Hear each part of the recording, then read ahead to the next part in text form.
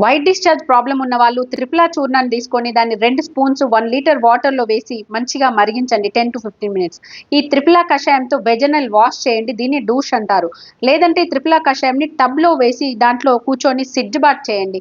మీకు ఎక్స్టర్నల్గా ఉన్నటువంటి itching, infection చాలా వరకు కంట్రోల్ అవుతుంది. టబ్లో కూర్చొని క్లీన్ చేసుకున్న తర్వాత ఆట్రోమెడ్ వాళ్ళ ట్రైకోడర్మ్ ఆయింట్మెంట్ ఉంటుంది.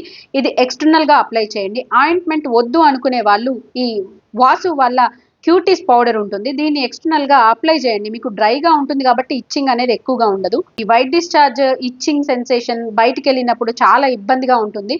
అటువంటి వాళ్ళకి ఈ ట్రైకోడర్మ్ ఆయింట్మెంట్, ఈ క్యూటీస్ పౌడర్ ఎక్సలెంట్ గా ఉపయోగపడుతుంది. ఈ వైట్ డిశ్చార్జ్ ఇన్ఫెక్షన్ అనేది ఎక్స్టర్నల్ మెడిసిన్ తోనే పూర్తిగా పోదు. మీరు ఇంటర్నల్ మెడికేషన్ కూడా వాడాల్సి ఉంటుంది. దానికి మీకు లోద్రాసవ అని ఉంటుంది.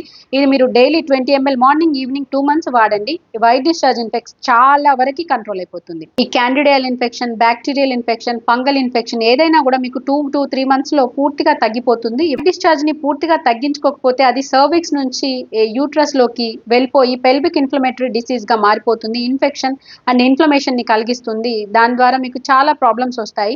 సో దీన్ని మొదట్లోనే పూర్తిగా తగ్గించుకొని వైట్ డిశ్చార్జే కదా అని సింపుల్ గా తీసేయకూడదు.